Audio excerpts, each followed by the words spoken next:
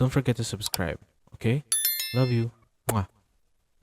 What's up guys? Good morning. So today, lalabas tayo no, pupunta tayo kila Uncle Ju, tapos magpapagupit tayo dun sa MOA. Magpe-prepare pa lang. As you can see dun sa opening sequence na itong video na to, medyo nag-gain na nga ako ng weight. Dahil dyan, kailangan na talaga nating seryosohin na mag-take ng steps para mabalik natin yung dati nating katawan. Or at least yung katawan na meron tayo nung around September of last year. Or nung start of the year last year rather. Siyempre alam natin marami nangyari last year, 2025. Sa totoo lang na-neglect ko no, yung ating pag-exercise.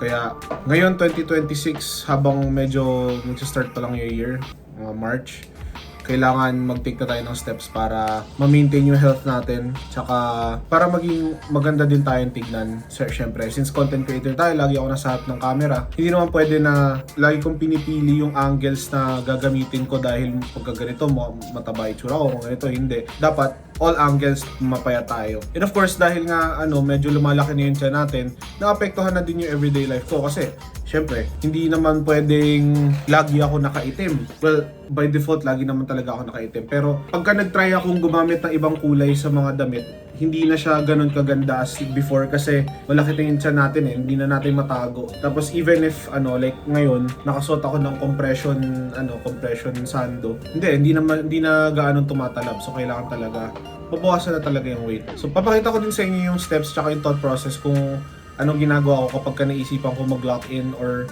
when I start trying to lose weight. Okay guys, si speedrun ko lang yung pagpe-prepare ko, papunta ko na ng Uncle Ju. Babalik tayo pagka nandun na ako. A few moments later. Okay guys, kasama ko na si Christine Bonifacio Marco at of course si Uncle Ju na nandito sa harap. Nandito.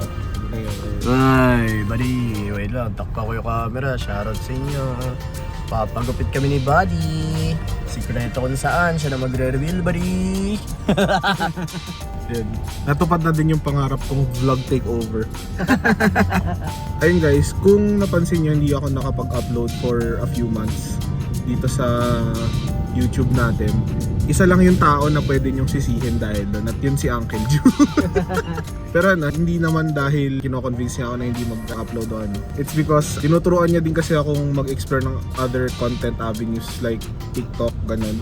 Kasi alam niyo naman, before, hindi talaga ako naniniwala sa TikTok. Parang, kumbaga, mahirap siyang i-penetrate na market. Pero, at the same time, between sa live streaming ni Uncle Ju, sa mga content na pinopost niya, ganun, nakita ko yung magic ng TikTok. So, ayun guys. Okay, balik tayo. Ayun. Sige.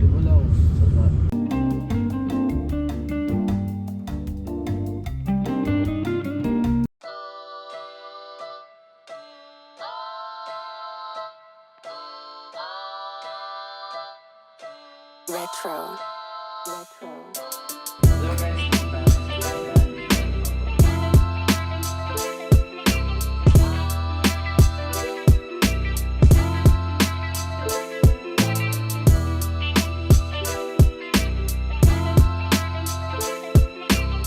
Bale, ano po sana? Buzz cut, tapos fade sa gilid. Kayo mo bahala. Hindi ko po sure kasi kung bagay kong skin eh. Tapos yung sa shave po, trim lang.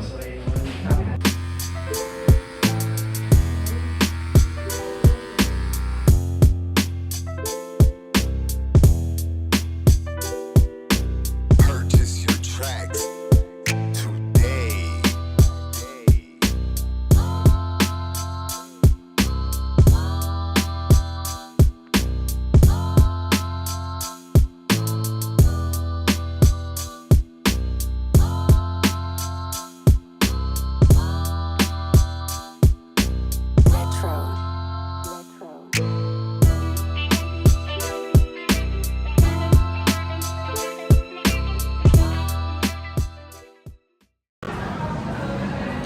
Okay guys, we are done with our haircut. Kita nyo, pa-buzzcut lang ako.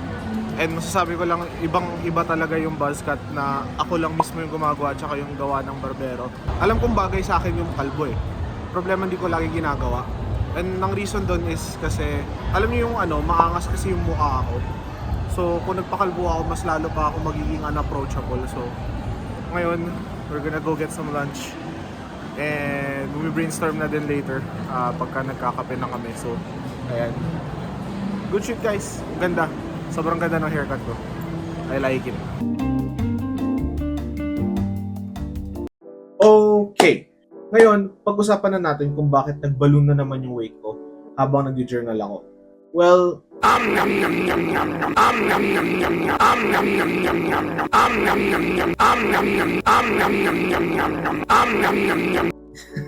yeah. Nung around May ata, I stopped going to the gym kasi nawalan nga ako ng trabaho.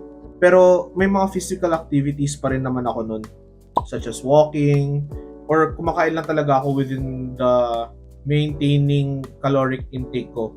Nagkagulo lang lahat after ng birthday ko kasi nagbakasyon ako sa Cagayan de Oro at wala akong ginawa doon kundi kumain at matulog. Then, pag uwi ko, hindi na naulit yung physical activities other than that one time na nag-basketball session kami ni na Uncle Ju. And even then, ramdam ko na yung bigat ng katawan ko. Hindi naman ako bothered nung time na yon, honestly. Pero, since ngayon na na-quantify ko na tumaas nga talaga yung weight ko, ngayon, bothered na ako. Feel ko kasi parang nasayang lahat ng pinagtrabahuan ko dati. Yung pinaghirapan ko noon. Kasi ilang months din ginugol ko noon sa pagiging healthy. Tapos bigla na lang mababaliktad ng ganong kabilis. Pero guys, alam kong kaya ko ibalik yun eh. Kailangan lang talaga tiyagain. So, itong vlog natin na to is showing you kung paano ko gagawin yun. But first, punta muna tayo sa gym.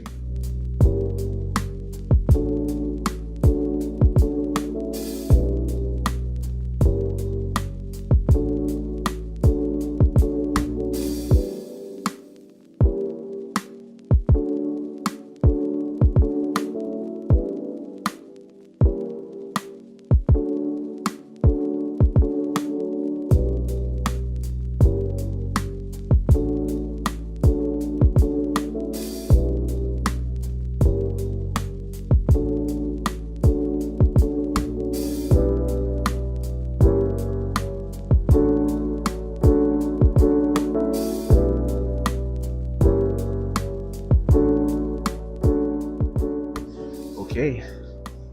Nandito na din naman tayo sa gym habang nagpapahinga. Usapan na natin yung paano nyo ma-achieve yung mga goals nyo. So, isa sa mga biggest secrets na natutunan ko was actually sitting down, writing down your goals, and then aside from making the goals, gagawa kayo ng systems para matulungan kayong gumawa ng goals na yun. So, first of all, yung goals nyo, parang yun yung finish line. Yun lang yung magbibigay sa inyo ng direction. Ang systems is kung paano kayo pupunta doon. So, pag nasulat nyo na kasi yung systems nyo, para bang may map na kayo kung paano nyo i-achieve yung goals nyo. Ayun, so isa sa mga pinakauna nating system na pwedeng ayusin is yung schedule nyo.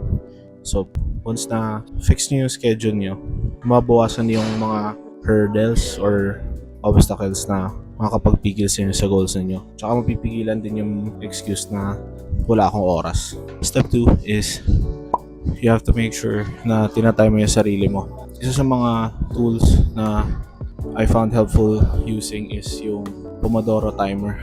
So ang Pomodoro kasi is like 30 minutes of uninterrupted work, tapos 15 or 10 to 15 minutes na break for as long as sundan mo yung time period na yun.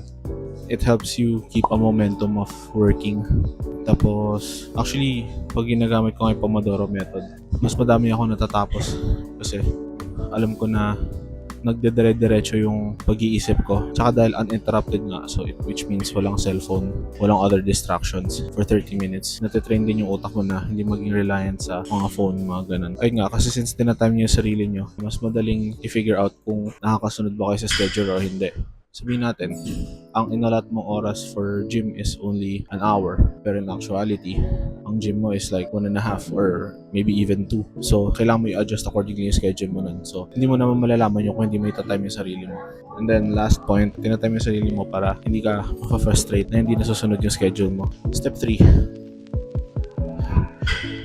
You have to learn to understand na hindi sa lahat ng oras masusunod yung schedule. Sometimes, may mga mangyayari na hindi mo maasahan na madederail ka sa schedule mo. And in those cases, kailangan alam mo sa sarili mo na even if masira yung schedule ko, okay lang, tuloy lang. Missing the schedule every now and then, okay lang. As long as consistent ka majority of the time. Sabihin natin in 7 days, 5 out of 7 days, pasok ka sa schedule, then that's fine. You still need to strive to follow the schedule, pero if life gets in the way, then it's totally okay. Kailangan mo din i-forgive yung sarili mo kasi tao lang din naman tayo, tsaka hindi naman natin kaya i-predict yung future. Step 4 is you have to put your goals in the forefront of everything. Meaning, lahat dapat ang ginagawa mo may contribution sa overall goals mo.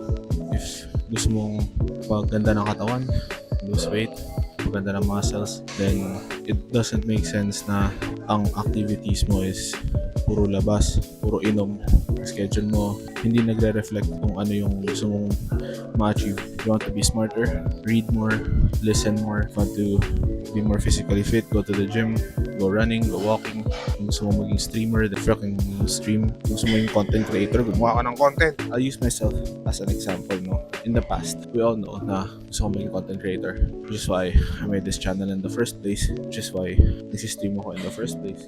Pero, in the beginning, tinatawag yung sarili kong content creator, pero wala akong content. Isa sa mga pinakamalaki insecurities ko nun was, naglalabas lang ako ng vlog or naglalabas lang ako ng content kapag may events. Kaya, I'm always thankful sa mga tao na nakapaligid sa akin na nagpapaalala na kailangan ko gumawa ng content para maging content creator. Hindi lang puro laro tapos wala namang nailalabas sa content. Puro ka stream pero wala. Puro ka stream lang. Wala kang contribute na information sa gameplay mo. So, everything you do must contribute to the greater scheme of things. Kahit yung pag-gym or better, tulad ng ginagawa ko. 2 birds with 1 stone, diba? Nakakapag-gym ako, gawa akong content. Chewy.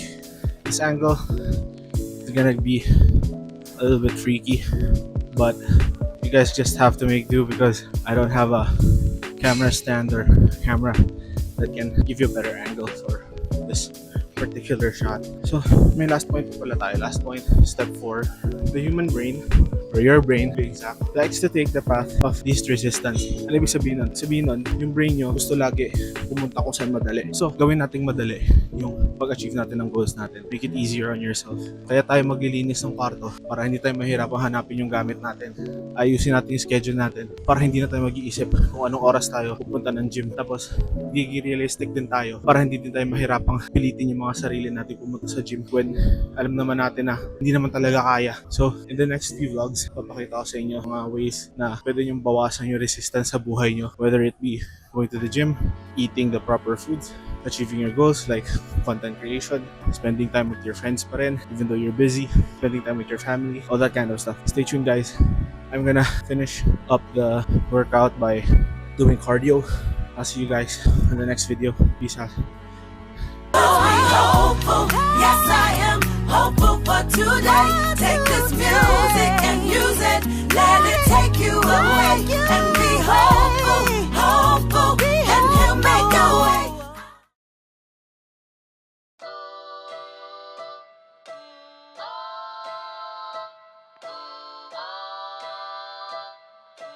Retro.